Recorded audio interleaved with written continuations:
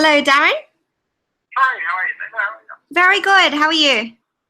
Good. That's good. Right. I've seen your website. Had a look at that. Yes. So, yeah. So, and you're coming down to the bestseller event, which is good. So, Yes, in March. Yeah. Yeah. So, how can I help? Yeah. So I just wanted to know what do you think I can do from now until then that you think it's going to make the biggest difference? Like I'm juggling a few things at the moment.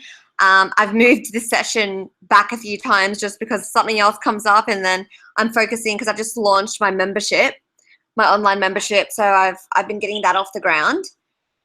And I've still been doing some writing here and there. I've still got all your notes from Jeff Slater's course, was where we met at Heart of Speaking back in September, I think it was.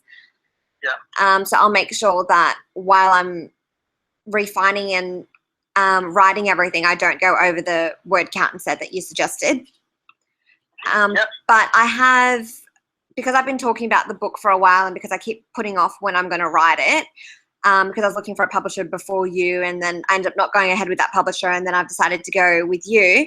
I've had a few people already opting into my website and have told me personally, and I got their email that they're interested in buying the book. And I have about 30 or 40 people already telling me that they want to buy the book. And I've had one of the people that come to my events tell me that he wants to pay for the book right now. Wow. And I don't but I haven't finished it yet. And so I'm like, I'm not sure what I need to do. So I was thinking about just making a landing page with one of the links on my website.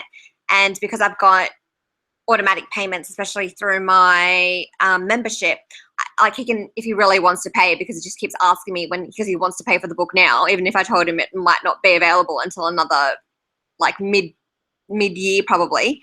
And then I can just do a landing page for him to put his details in, and I'll just do that specifically for him because he keeps bugging me. He's like wanting to throw his money at me. But other than him, is there anything that you can recommend that I can do in the meantime from now until March?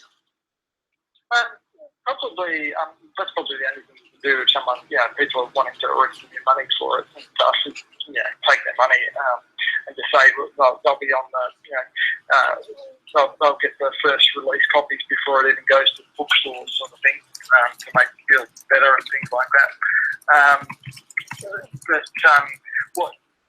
You could be surveying some of the market of the people that have shown some interest already, and to say, well, what are some of the biggest challenges they face that they would love to see addressed in the book? Because in that way it's going to give you some insights as well of some of the things that you can perhaps cover, or even if you don't cover them in the book, it gives you an insight into products that you can create that you can sell them after the book. Right? So, you could do that. You could perhaps be putting out to your people or your existing fans what are some of their biggest challenges and some of the things that they'd love to be addressed in the book or program that you're currently working on. Yeah. And you'd love their input. You can put that out to your Facebook group or whatever, and also that lets them know that you are writing a book and different things, so you can get them involved with the journey by getting their input. Yeah. And other things you could be doing is collecting a series of quotes and things of other people's as well as your own, that you could start making up your own if you haven't already. Yeah, I'm a poet as well, so I'll be putting some of my poetry in the book. Yeah, that's fine. So, I've seen that on your website, your poetry.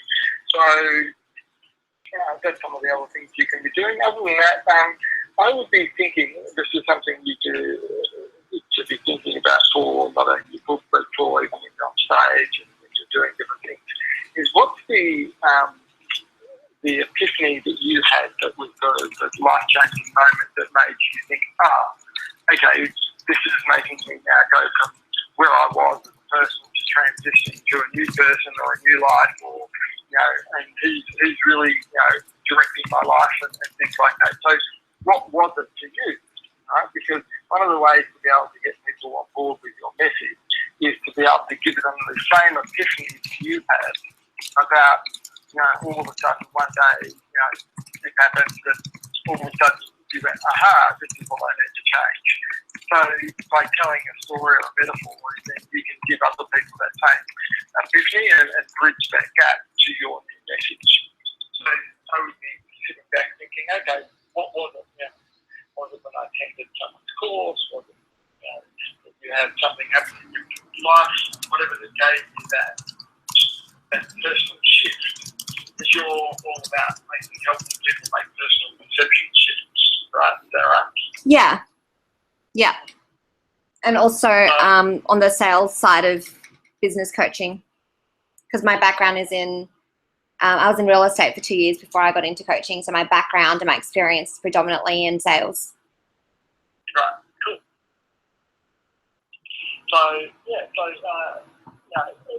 So think about those stories in your own life. What it was that gave you that, breakthrough. Because then by you telling that story, it gives other people that same sort of breakthrough, and they go, aha. And then, of course, they come to you to make that shift or that transition. Yeah.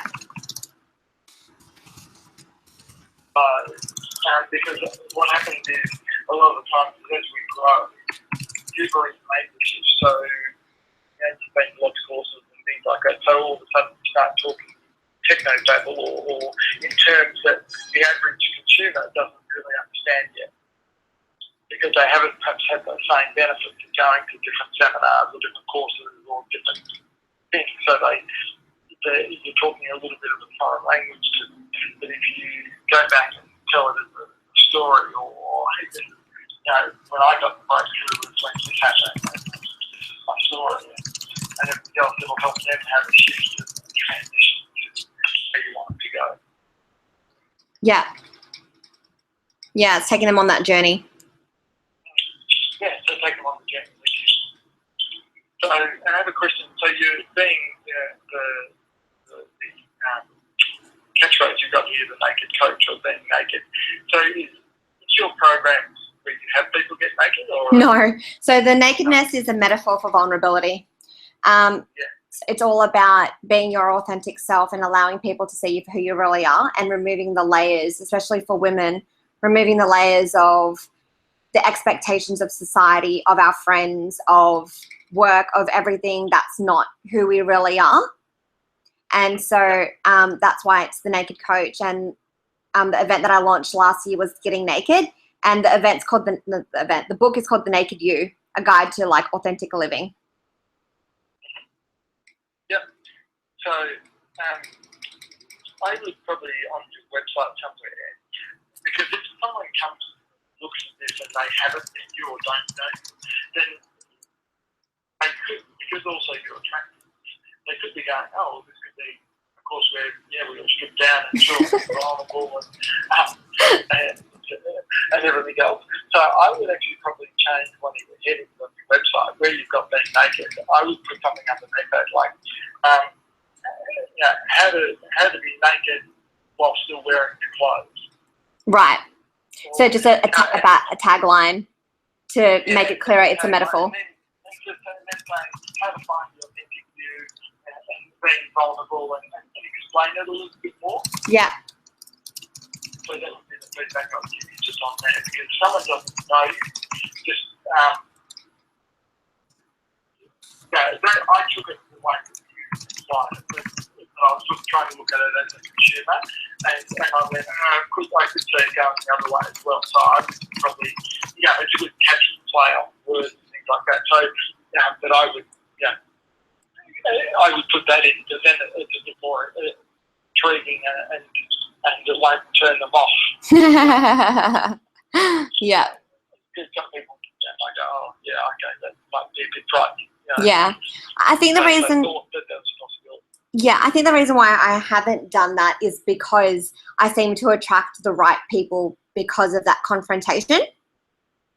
Okay. So but yeah, like even with the book, it's going to have the tagline, a guide to living authentically. So it's And because I've already Yeah, done the that's it. front, I've done the front cover for my book, and I am naked on the front cover, Oh, okay. and you can't actually see anything, and it's not necessarily provocative, but obviously it's appealing because there's a naked girl on the front cover.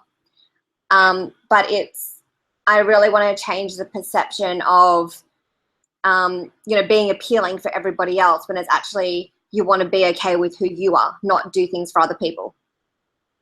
Yeah, no, I like it. So is that the one where you've got a photo on your website, which is No, sort of more, no, it's a bit more revealing than that one. okay? Yeah. No, that's good. I mean, no, that's fine.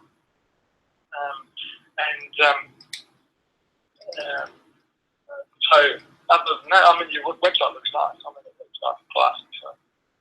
Yes, it's still a work in progress. And I'm going to change the opt-in, and I'm going to change a few of the pages, and I haven't put the membership on there because I'm doing the membership through Kajabi. So that's a different, and I haven't linked them together yet. But you see the crux of what I'm about on the website. Yeah. So, the other than sort of those sort of things, perhaps that's probably really all you would need to be looking at leading up to the event. And the online course, is there anything in particular that you would suggest I could focus on that will be more beneficial for me? Online? Yeah, isn't there, because I got something that I need to log in, and I got the login details, but I haven't had a chance to have a look and go onto it yet. Oh, okay. No, there's probably nothing in there hugely that is going to make that much of a difference, because you would have got the actual physical DVDs. Yes, I got those. Yeah. So,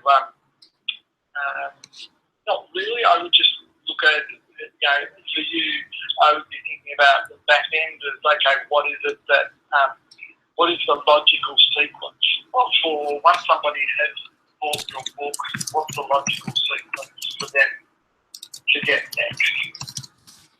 So the funnel.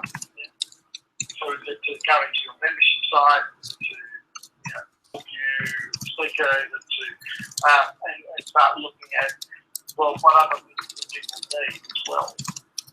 So from a product point of view, you start looking for what I can create from that. And another thing that you can probably look at doing is, okay, who else would benefit from your book?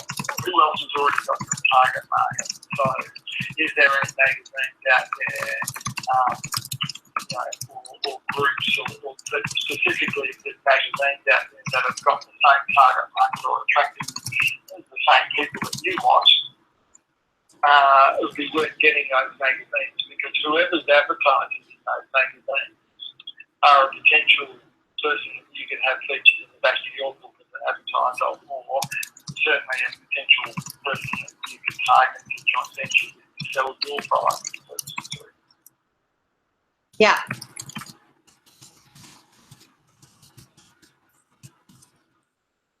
Okay. And so with the DVDs and stuff, there's so much, there's a lot of stuff. So is there anything that you think I should focus on with the DVDs? Yeah, on the DVDs, I'm not sure which one it would be, but where you're creating your key bullet points for the back of your book. It sounds like you've obviously got the title and things like that pretty much covered, which sounds good. So some of the back of the key things, so we're coming up with 7 bullet points of what are the 7 most empowering things that are going to get someone to want to buy your book when they flip through the back. Right. So what can it stand? So what are the, if I was to read the back of your book, I would need to say, you will learn, the 5 steps on how to be your authentic self and create more passion in your life. I've written a draft. I did that sometime last year, but I haven't revisited it.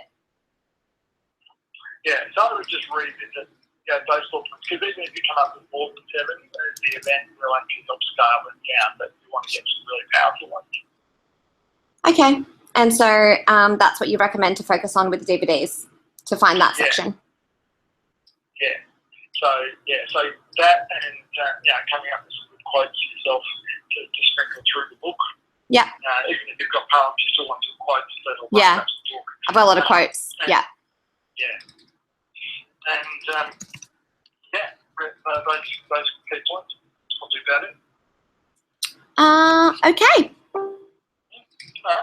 Cool. And if you need anything else. Thank you so much. No worries, take care. You too. You too. Bye. Bye. Simple enough. It all seemed pretty intuitive. Yeah. Right? Like, oh, you should be doing this. The stuff that